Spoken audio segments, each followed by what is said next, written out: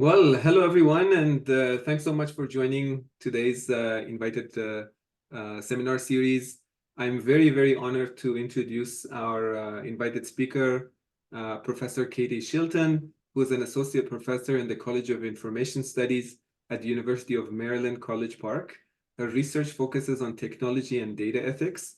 She's a co-PI of the NSF Institute for Trustworthy Artificial Intelligence in Law and Society, and a co-PI of the Value-Centered Artificial Intelligence Initiative at the University of Maryland. She was also recently the PI of the Prevade project, a multi-campus collaboration focused on big data ethics. Other projects include improving online content moderation with human-in-the-loop machine learning techniques, analyzing values in audiology technologies and treatment models, and designing experiential data ethics education. She's the founding co-director of the University of Maryland's undergraduate major in social data science. Katie received a BA from Oberlin College, a master's of library information science from UCLA, and a PhD in information studies from also UCLA. It's a privilege to have you here, Katie. Thank you so much. And the virtual floor is all yours. Fantastic. Let me share my screen and go into presentation mode. How does that look?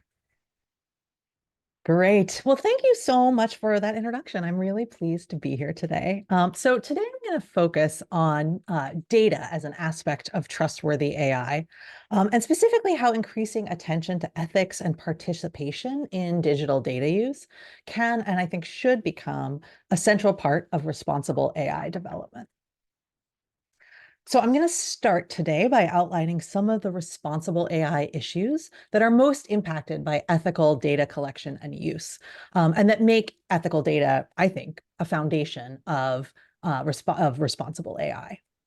In particular, I'm going to explore entwined challenges in pervasive data reuse and digital data reuse, participant unawareness of much data collection and reuse, and the relationship of data reuse to corporate datafication and surveillance. I'll talk about what all that means. I'll then talk about how these parallels can help us think through interventions that support responsible data AI responsible data use for AI, based on excavating two things that I think are too often paved over in machine learning systems, which is, as I said before, people's awareness of data reuse and use and attention to power relationships. To help researchers and developers navigate these challenges, the Six Campus Pervade project, which you heard mentioned before, has developed what we're calling a decision support tool. And I'll discuss the ways that that tool might help researchers and developers working with pervasive data to incorporate reflection on awareness, participation, and power in their research. And finally, I'll talk about interventions that might support a larger goal of broadening participation in data curation, in selection, and in governance as a foundation of responsible AI development. Data is the lifeblood of machine learning systems. Meaningful data, representative data, sometimes just plain old big data, is critical to the AI turn in system development. Machine learning systems, as you all know, are developed in a fundamentally different way than prior software products. And that development relies on computationally available data to represent human phenomena, whether that's location data for maps and navigation, preference data for content recommendation systems, or language data for chatbots. And some of the stickiest problems in responsible AI stem from use and reuse of that computationally available data about humans and their routines. First, there's ethical data use. Who decides when it's okay to collect and reuse pervasive data about people? AI tools are trained on text and images that are created through significant human effort and creativity. Where this data comes from matters to the ethics of reusing that data. And scholars, and increasingly the public, are pushing back against the assumption that data, even public data, is just there for the taking. Next, bias and equity. Data, language, images are all full of our social biases, and those biases end up in the AI tools trained on that data. For example, image generation models, at the sort of beginning of their public lives, their publicly available lives, often struggled to generate images of people with visible disabilities, such as people who use wheelchairs, because of a lack of representation in the image data on which they were trained. Some of these image generation tools have tried to solve these problems in various ways. It doesn't always go well. We are really struggling with how to build representation well into things like image generation systems. Health tools, we can move out of generative AI and think about things like health prediction tools. They're trained from data that, for instance, uses smart devices, such as smart scales or step trackers, Fitbits, things like that. And they suffer from disparities in who has access to those tools and who uses those tools. So digital data is not a neutral representation of society. It's fraught with social bias, and that bias ends up in our systems. Finally, power and control. Who do learning systems benefit and who do they disadvantage? What should machine learning tools do to support human flourishing? What does that look like? Who gets to decide what that looks like? And are these the things that we would hope, the problems we would hope to solve with ML, are they actually able to be solved with today's computationally available data? Sometimes there's a real mismatch between the data and social goals that we might want. So I'm going to talk about each of these challenges today. My research trajectory as a researcher has long focused on how to incorporate ethical concerns directly into technology design practices. And so I appreciate the growing popularity of the framing of responsible AI because it suggests that the kinds of social concerns I've outlined here that are raised by learning technologies can and should be considered during system development. And my interest in responsible data use in particular is at least partially because of my background. I trained in my PhD program with scholars of data practices before data was cool. I was training with people who were really focused on data before the rest of the world was kind of focused on data. And I've long been engaged in privacy research. That's kind of where my career started. And so I've been reinvested in data ethics issues because of my work with the Pervade project, which came up earlier, and my co-PIs are pictured here. It was a 5-year, although with COVID, it was really more like 6 or 7 years, grant-funded project that studied empirical questions in data ethics. And at the heart of our project has been the question of ethics in data use for research, for predictive analyses, and increasingly for machine learning. And what we saw when we started looking into ethics in data use, and particularly sort of big data sets about humans, was that most of the solutions that were on the table in 2016, 2017, 2018 were reliant on approaches that had already been developed for doing traditional research ethics. And I'll talk a bit more about what those are in a minute, but that those weren't sufficient. They weren't really working for the emerging paradigm of using and reusing big digital data sets. So for example, as part of the Pervade project, we conducted a series of surveys of American digital platform users. So apologies in advance, this study is limited to Americans. I don't see any reasons it might not generalize to Canadians, but you all should tell me.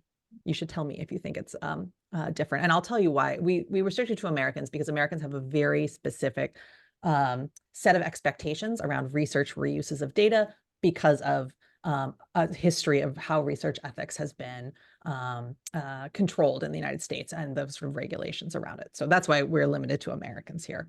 So apologies for that. But we surveyed American digital platform users of like social media platforms, dating apps, and to try to understand things like Reddit as well, the factors that matter to the acceptability of digital data collection and reuse of that data. So with my colleagues, Sarah Gilbert and Jessica Vitak, we used what are called factorial vignette surveys. These are surveys where you give people little stories. There's one pictured here on the right. And you systematically change the factors in those stories. So the things that are in bold in that little story are factors that we would change on the fly. And that allows you to assess the things that move the needle for people, the factors that move the needle for people and impact their opinions of acceptability. And so that allowed us to assess acceptability of data use on several contrasting platforms. We studied Facebook users, dating apps, Instagram, and Reddit. So very different kinds of data production and collection contexts. And what we found was that there were different expectations between platforms depending on the domain, the purpose of the data use, and the content collected. So the acceptability of digital data reuse depends on the context, both the type of information and the platform it's collected from, but also who is asking and why. So this was not a surprise to us. This matches both common sense as well as what is predicted by privacy theorists. Context is very important to understanding sort of privacy concerns. But this, oh, pardon me, this it depends finding matters because it places the onus for determining appropriate data collection and use on researchers and system developers. Because there is no one answer. I cannot tell you if your data collection and reuse and your system development is going to be ethical, right? In all cases, it depends. I could tell you after a long conversation, but I cannot tell you like from the jump.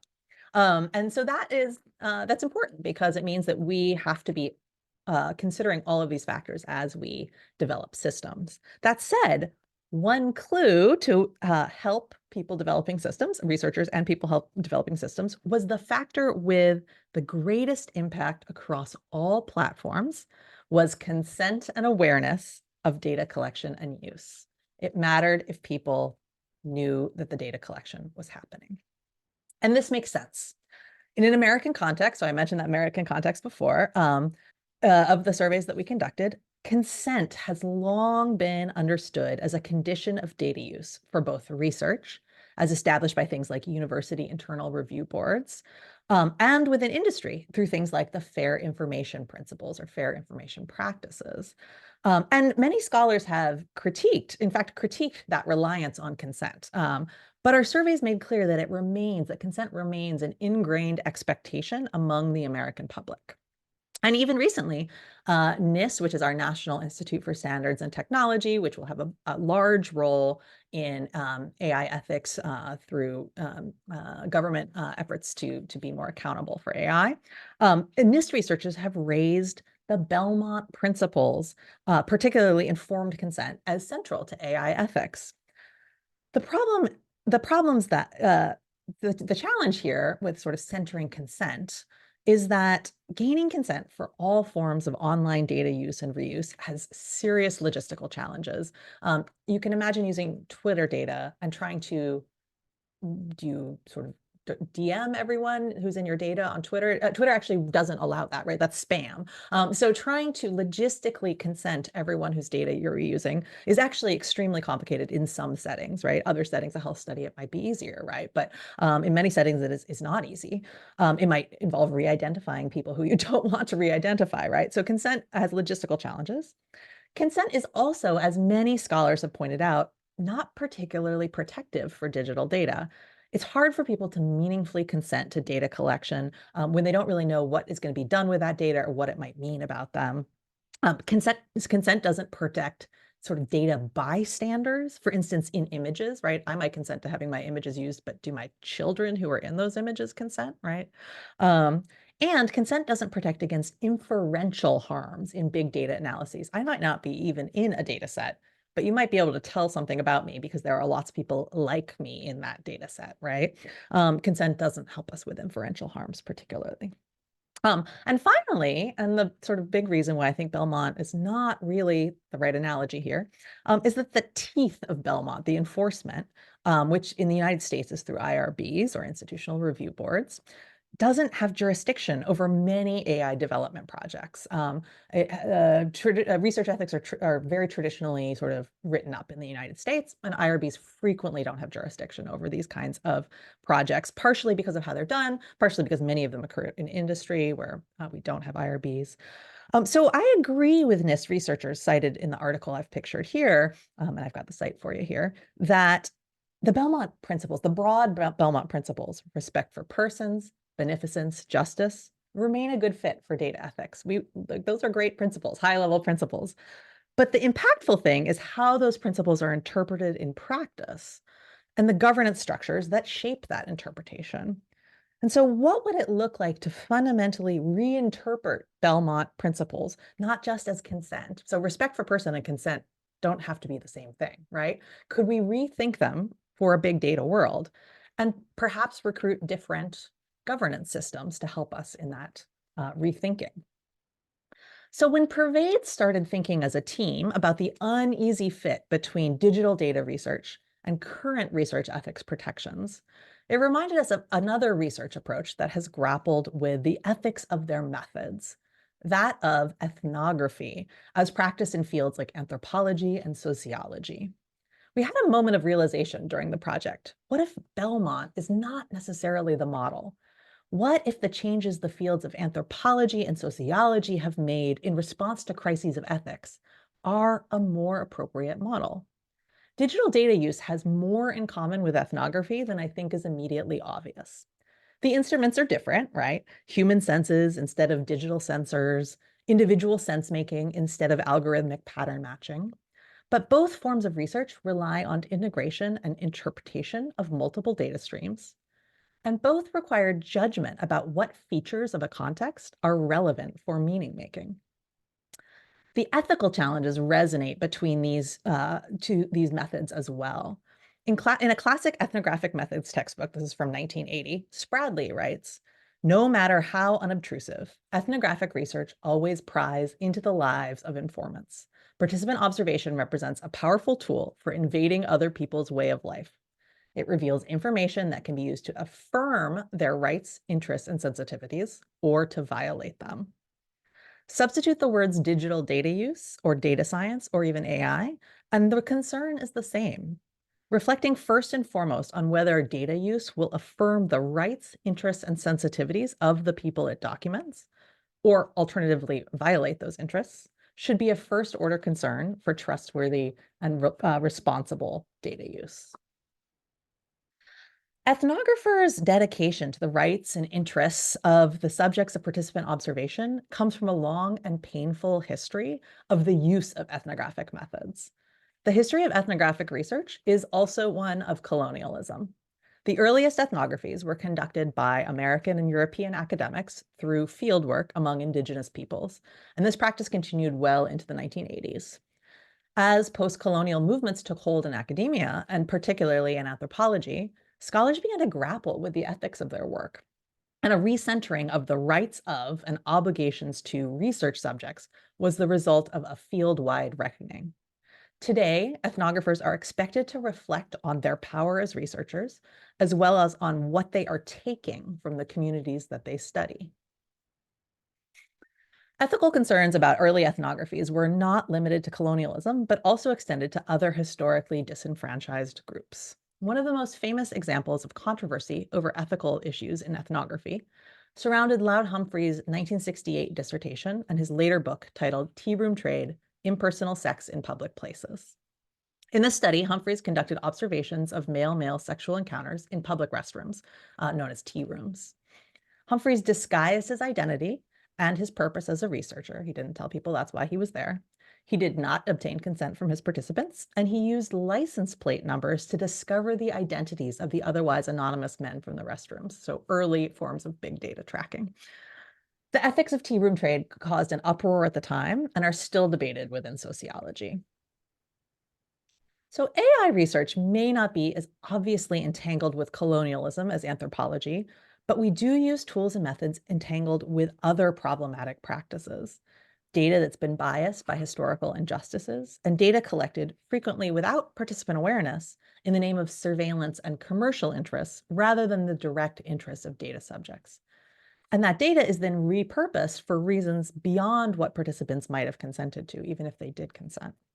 So if digital data use is to be responsible, I think we need to explicitly grapple with the fact that our data and our methods are also used for surveillance and control. Ethnographers' reflection on awareness of their research subjects and their power relationships with research sites, I think, are both inspiring for big data research and for AI development.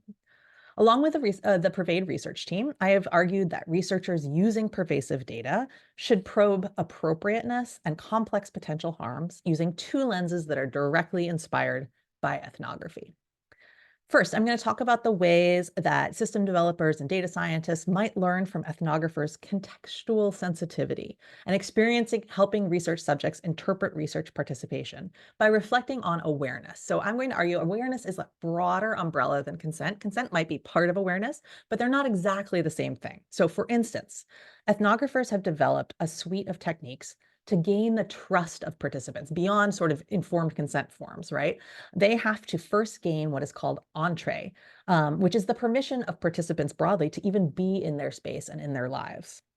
Ethnographers frequently encourage research participants to read parts or all of their analysis using techniques like participant checking to check the validity of their observations and findings. And so I think AI developers can also learn from reflections on power that ethnographers routinely engage with. Ethnographers are dealing with a legacy of distrust of their methods because they were tools of colonialism. Data scientists and AI developers are dealing with a legacy of distrust as well due to our use of the tools of pervasive surveillance. So we're bound up in what is known as the techlash, right? And so data scientists and AI developers need resources to unpack the history of their data and their methods, and to understand and preserve the context in which data was generated, whether those contexts might have contributed to bias, unfairness, or other social harms.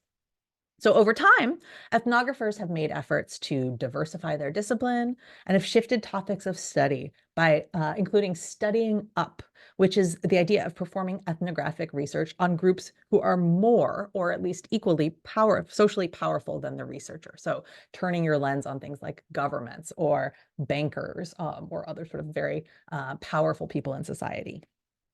So what might analogous reflections on awareness and power look like in research using digital data about people?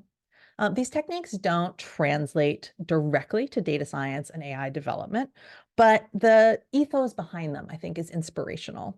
And so with the next few slides, I'm going to talk about reflection practices with digital data reuse that I think can help to navigate both awareness and power. Okay, to think about what awareness in particular looks like in data reuse, digital data reuse, we found it helpful to start from the data itself by mapping data collected from digital devices and interactions on two spectra. This is a heuristic for thinking about where data comes from that can help reason about what people's reasonable expectations about that data will be and what might be done with it. So first, people's data gets collected somewhere along a continuum from private to public. And I want to say this is people's perceptions of private or public, not whether data is actually private or public. Very little data is actually private, right, in any sort of meaningful way, but people still have a perception of privacy. And that's what I'm arguing is important here, is the perception. So private data might get collected with an explicit or implicit expectation of privacy, especially for things like medical records or financial documents. So, and yet this private information, as I sort of mentioned, might wind up in data sets used for one system development purpose or another. Public information on the other end gets collected for research and system development all the time too. Twitter feeds, census data, likes on a YouTube video are all public data. People, sort of have an idea that they're being created for an audience. Second, data can be more or less intentionally created. And again, this is the data creator's perception of intentionality. Data creation is always intentional for someone. Somebody intended for you to create that data, but it might not be intentional for you. So when I press send on a tweet, I know I'm intending to put data out there into the world. And just as I know when I'm liking a video or filling out a census form. But I'm also contributing information to data sets unintentionally all the time. I don't intend to create a log of my location every time I open a Google product on my phone, but I do. I also don't know when my keystrokes are being logged, if I'm entering data in a web form, or if my IP address is being logged, when I watch Netflix. But all these data are nevertheless being automatically created about me. So most forms of data fall somewhere on this chart I'm going to show. Broadcasts are public data and were intended to be so by the person that they pertain to. So I know when I'm tweeting and I want it to be public to other people, I have an audience in mind. But there are shades of gray here. I might post something on a Reddit health forum and assume that it's going to stay within that disclosure context and not appear in, say, a high-profile paper in Nature. Secrets are private, but I know when I'm sharing them, and I usually have a pretty firm set of expectations about the circumstances under which they'll be kept secret. So when I tell my doctor something, they may enter it into a health record, but I know that record is supposed to be kept confidential within the medical system. Similarly, if I participate in a health research app that sends me little questionnaire, questions about my day, they call these ecological momentary assessments sometimes, little questions about how you're doing. I both understand that I'm creating that data, I'm responding to it, and I presume it's going to be kept confidential among study participants. Exhaust data is available and created in public out in the world, but is generated without me necessarily taking an action. So traffic data that includes a count of my car, CCTV camera data footage, a satellite photo of my house are all exhaust data. And then finally, we have the purposefully scary named espionage data, because this is created without an action or intention and is created in more private settings and frequently without my knowledge. So this might include telemetry data or other sensor data from my phone, or a piece of malware that is collecting keystroke data from my private text messages. So there are shades of gray for each of these quadrants or boxes, like I said, but thinking about where data come from helps serve as a starting point for thinking about the ethical implications of reusing some of this data. Just because data comes from one box doesn't make it completely ethical or completely unethical to use. Each box has its own ethical implications, and the point is to sort of locate where your data might be coming from so that you can ask yourself a set of questions that come from each box. So the first of these, for instance, have to do with informed consent. Just because someone posted something intentionally doesn't mean they consented for it to be used in a research project or a new system development. So we can ask ourselves instead, how do the terms of service or other agreements users might have made affect whether it's permissible to reuse that data? Are there norms on the site that we're collecting from, or even within subcommunities on that site for sharing or reusing data? And we can ask what objections people might have for their data being reused, whether or not it's feasible to obtain their consent as part of that research project. So consent may not always be feasible, but if it is, it sure seems like a good thing to try to gather in many in cases where it's possible. But even the most public of broadcast data can have implications, for instance, for privacy. While someone may have shared, for example, their mental health status on Twitter, it's not uncommon actually, where they're part of a community where people who follow each other and talk about mental health, having their mental health status shared in a research paper might be a totally different matter for their privacy. And moving into the algorithmic space and predictions, even if data is delinked from a personal identity, it can be used to re-identify people, particularly things like location data, and reveal things about them that they might not want shared. So for instance, geolocation data can be used to follow someone to a public event, say a protest, and then back to their house. And the advent of generative AI has raised issues beyond privacy, invoked by even the most public forms of data. For example, artists who have created content I would absolutely label broadcast, right? It is created for audiences, have been among the first to protest the use of their art as data in generative AI models. In the US, we're in the midst of a possible legal redefining of things like copyright and fair use that may take the context of use, for instance, personal versus academic reuses of data versus commercial reuses of data, into consideration. And in the meantime, responsible AI must consider whether it is ethical to use the creative output of others for our own models. And just as ethnography has had to grapple with a legacy of colonialism, responsible AI must be attentive to histories of resource domination through colonialism, slavery, and settlement. the taking of resources from other people, and even the taking of data from other people. There's a long history of this in science, of the taking of data from less powerful groups for the benefit of more powerful groups, from one part of the world to help people in a different part of the world. That's not a new story, right? This has happened again and again. So avoiding new forms of data colonialism leads us to the next principle inspired by ethnographic research ethics, which is reflecting on power. Responsible AI developers, like ethnographers, I think have to consider their own power and whether taking and using data is an abuse of that power. Particularly in the US, but also in non-US contexts, data-driven tech developments have been designed for the targeted oppression of minorities and have failed to live up to liberatory promises. And a lot of amazing scholars have traced this history. And so AI researchers and practitioners need to consider these power relations. Consider whether it's appropriate to make a given community or population more vulnerable by creating new forms of data about them or through secondary uses of their data. This consideration might involve spending time, virtually or physically, in a community to understand their norms, collaborating with a community to serve their needs, or speaking to gatekeepers to understand specific harms, for example, harms of amplifying content beyond its intended audience. Responsible AI should emphasize a standard drawn from political representation movements and disability activism, that of nothing about us without us. Using pervasive data to study populations or make automated decisions about them without significant representation from those groups risks erasing the standpoints and lived experiences of the people behind that data.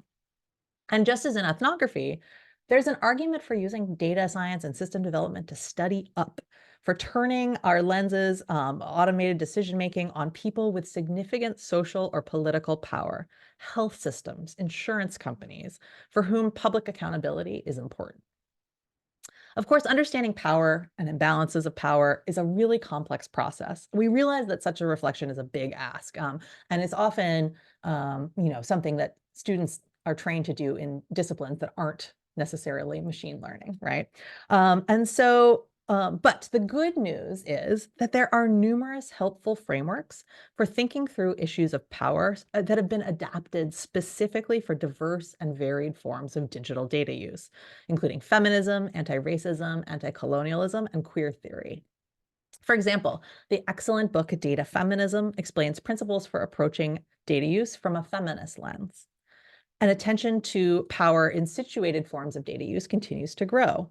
For example, Pence et al.'s recent Chi paper, From Treatment to Healing, Envisioning a Decolonial Digital Mental Health, outlines approaches for addressing power in digital mental health research. So frameworks like these can provide concrete guidance for researchers and practitioners who are considering how their work might unevenly subject participants to increased vulnerability. So if the answer to is data collection or use ethical is always it depends, how can we help data users, people building these systems, walk through which variables matter, and then how variables like awareness and power can impact their individual projects? To meet this challenge and hopefully be helpful to diverse data use communities, we're designing and testing the Pervade Decision Support Tool. It's not like a very catchy name, so if you have other ideas for me, I'm very open to that. The vision for this tool is as a resource, not a governance tool. This is a resource that recommends actions and videos and readings, and we see it as a supplement to other research ethics education efforts, courses, online trainings, things like that. The tool is available. It's openly available at the Pervade website, and I have a link to that at the end of my talk. And I'm going to show you a bit about how we're envisioning its use and features. What the tool is meant to encourage is project design for responsible AI. It walks users through reflexivity about every part of their project design, prompting places where users might increase their engagement with awareness and power. For example, in its opening section on project goals, the tool uses quiz questions to ask users to consider whose interests are represented in their project and whether there are existing disciplinary or codified guidelines that they might draw from. We ask questions about power and representation, prompting users to consider whether they're stepping up or down or neither, and how they might increase representation on their project teams. We delve into contextual expectations embedded in the data quadrants concept I introduced earlier, as well as discussions about how the data was acquired and the norms of the data collection context. We discuss security and retention best practices, challenges of analysis, including the challenges of constructing meaningful binaries and categories, linking data sets, the challenges of linking data sets, and the problem of making potentially distressing or harmful inferences about data subjects, or even populations beyond the data subjects themselves.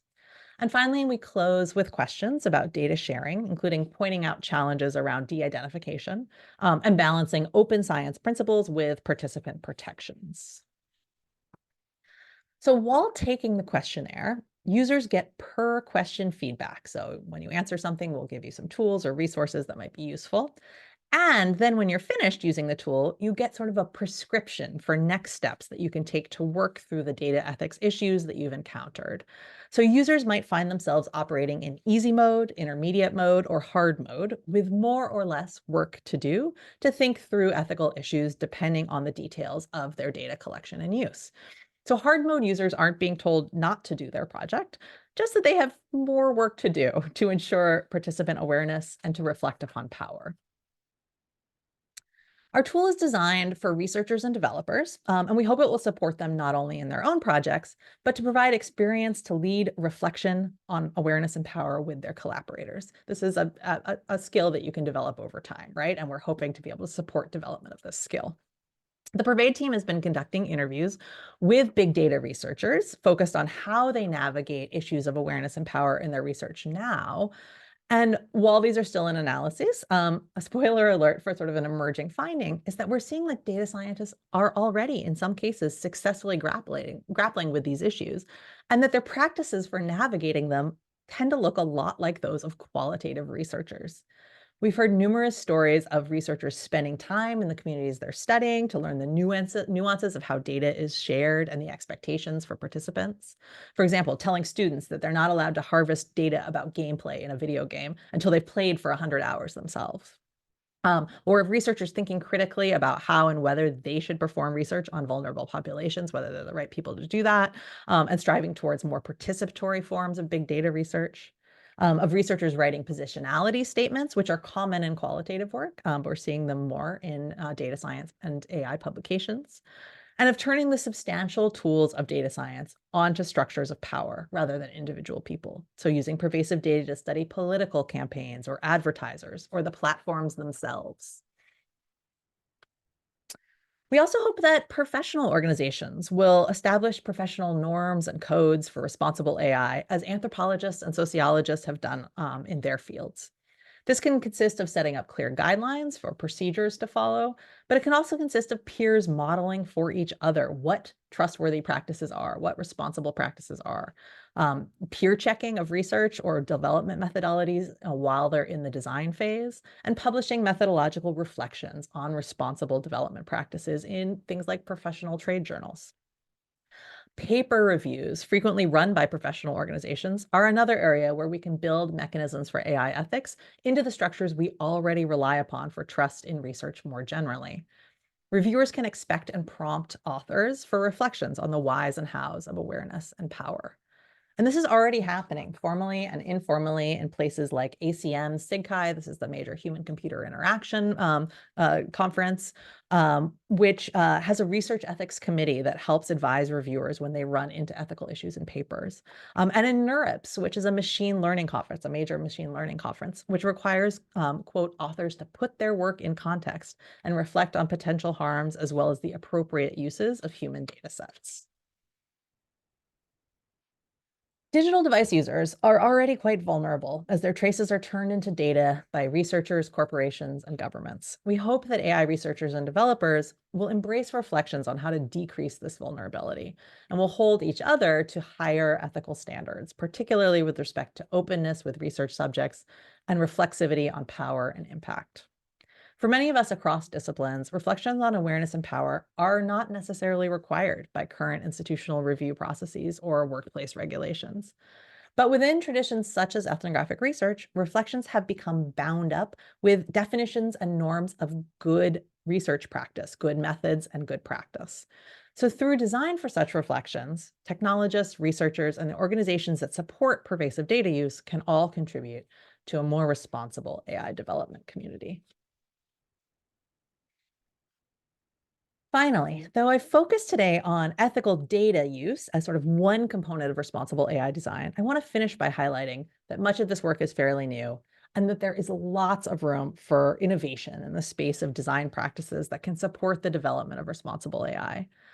I think one of the most needed areas of new innovation is to broaden participation in selecting and curating ethical data for AI. I mentioned, nothing about us without us as a standard. We don't really know how to do that well in AI development right now, as well as broadening participation in all other parts of the responsible AI lifecycle.